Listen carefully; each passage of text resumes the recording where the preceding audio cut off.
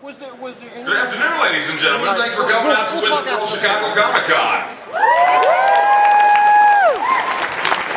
We have a gentleman who's ready to get on stage here. You've seen him on numerous TV shows ranging from CSI Miami, How I Met Your Mother, Without a Trace. You may have seen him in Night at the Museum, Battle at the Smithsonian, and he's kind of been a part of some zombie show.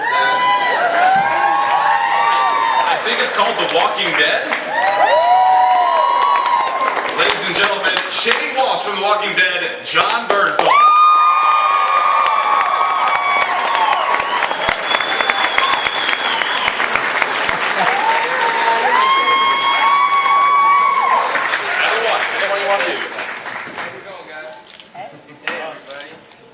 Some friends with them too. Hopefully they behave themselves. My dogs, yeah. Can they come up? If Yes. you want to, yeah. Come on, baby.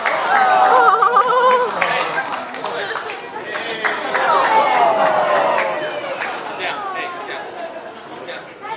Down, right now. Yeah, good luck with that. No, they're good. Are we taking questions for your pets?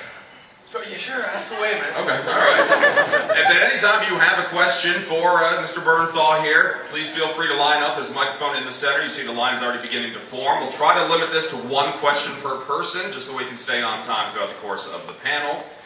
Unless you have anything you want to say, you want to get right to question and answer? Rock and roll, guys. It's cool to be here. Everyone that I met has been so badass and awesome, and I'm very appreciative that you had me. Of course, thank you for being here. This young lady, very excited to ask you a question. Where? Right there? Right on. Hi, what's your name? Hi, I'm Christina. What's up, Christina? Hi.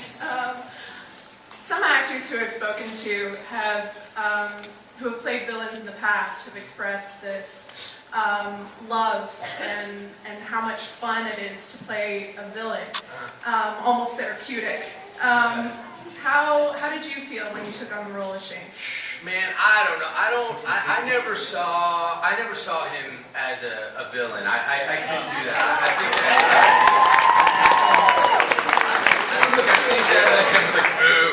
I remember when I first went to New York, you know, for Comic-Con before the show even came out. I was nervous as a little freaking kid. I'm sorry. I apologize now if I curse. I'm gonna really try to see little kids here, so I'm gonna really try not to. But I hate when people curse in front of kids. But you know, I went to New York for Comic-Con, and before the show even came out, I was like as nervous as a little schoolgirl, whatever that means. Schoolgirls are.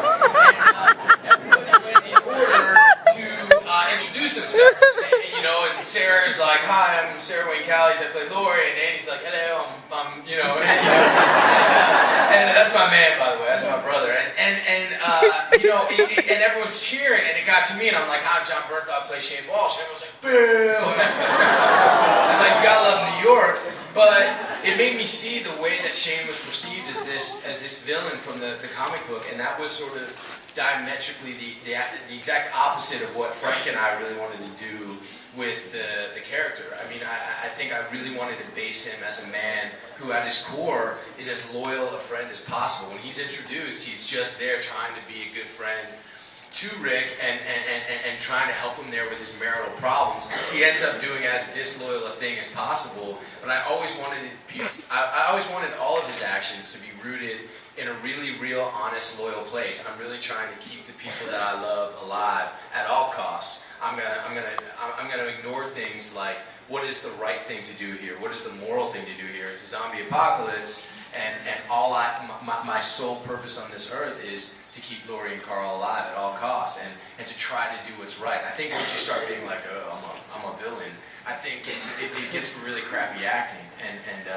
so it's hard because for me, I really love Shane, and it was really important to Frank and I to, sorry I talk too damn much, but it was really important to both of us to make it go back and forth. You're going to hate him, you're going to love him, you're going to hate him, you're going to love him. And even if you never loved him, you at least say, you know, the guy's delivery's messed up, but like what he's saying is kind of got a good point, you know? So.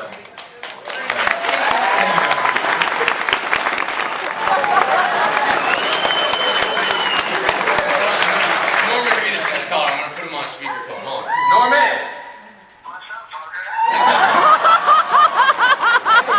in here or what? How much time do we have left? We got about 20 minutes, I believe. 20 minutes. You guys want to see Norman Reedus?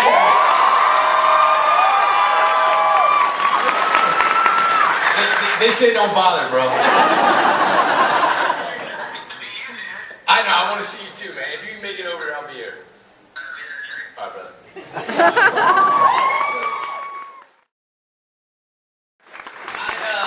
How would I don't want to kill you, sugar.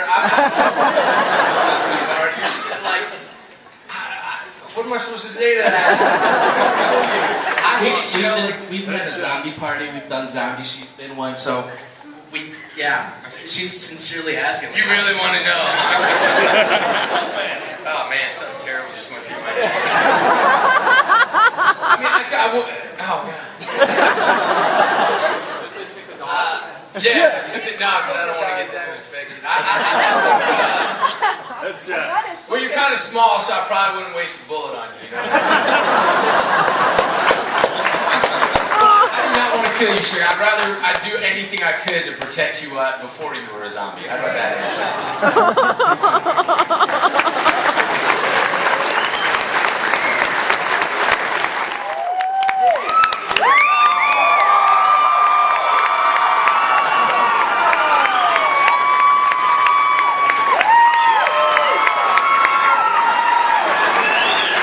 Special guest, Gerald Dixon, Norman Reedus, everybody.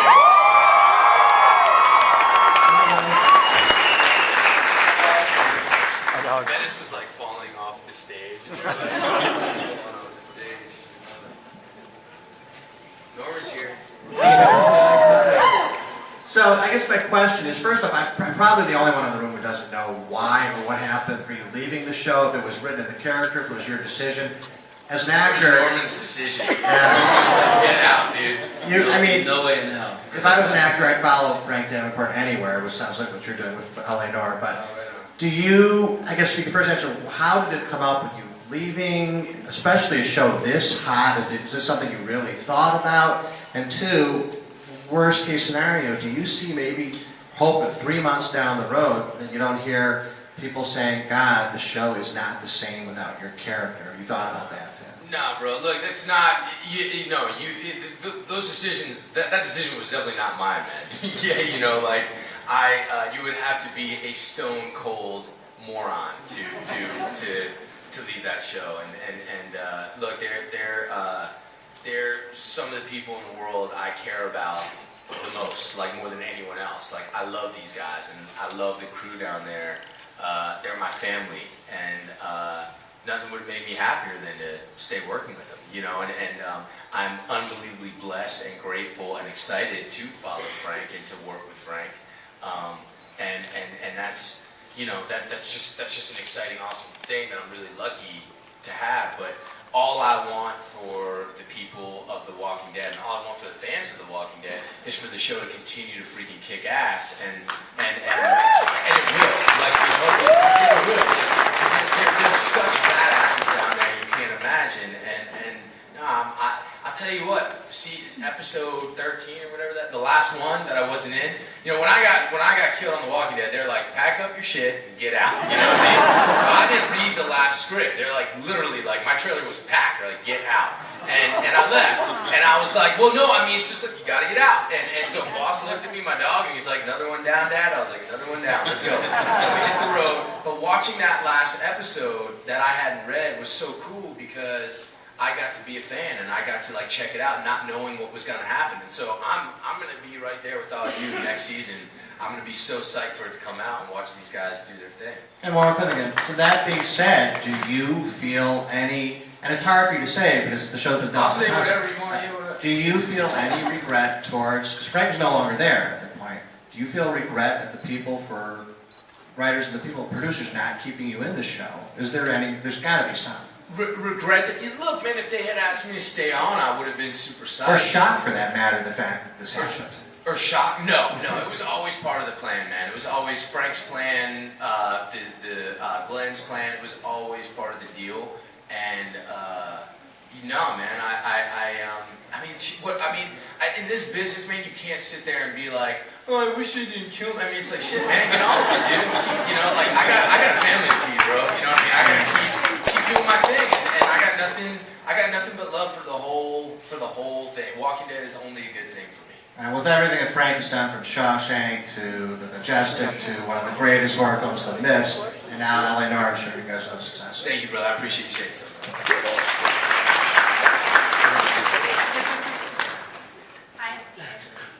Hi. I'm glad to have both you guys here on the panel. It's awesome. I love the show, and I love the character development over the 2 years that the characters have taken. It's really added a dynamic to the show. But I was wondering if this was your first experience really working with all the makeup, prosthetics, and zombies. If it was kind of unnerving in the beginning, getting used to seeing people dressed up like that walking around you, and did you play any pranks?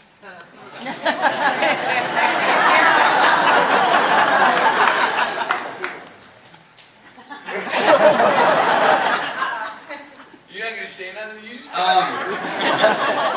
Well, it wasn't my first time to work with those sort of prosthetics. I did Blade 2 with Guillermo del Toro. It was like one of my first But Greg Nicotero, he's another level. I mean, that guy, like the way he does the zombies, you know, you see the dying, sick person behind the monster. It's sort of terrifying. Pranks? Yeah, fuck yeah. I mean, I bought Andy Lincoln a BB gun, the red rifle BB gun from what was that fucking? Christmas story. And for his birthday, Steven shot John in the ass. No. Andy shot me in the ass, and then Steven shot Andy in the ass for my birthday. Oh, that's Some shit. Yeah. That's so stupid. Yeah, we had this funny thing. Andy, John, and I, we had these little moments where it's like it'll be a heavy scene, and I'll look over and I'll be like, "Love you," and one of them will go, "Fuck you." So there's a whole "love you, fuck you" thing going on. We constantly tell Lori Holden if her tits are looking good or not. Steven got a tick on the end of his dick, which I stick craps in Holden's trailer, remember that? Right. I actually did an interview with CNN and called Steven out about the dick on his tick during the interview. Yeah, you know, we really do like each other, so, you know. Question.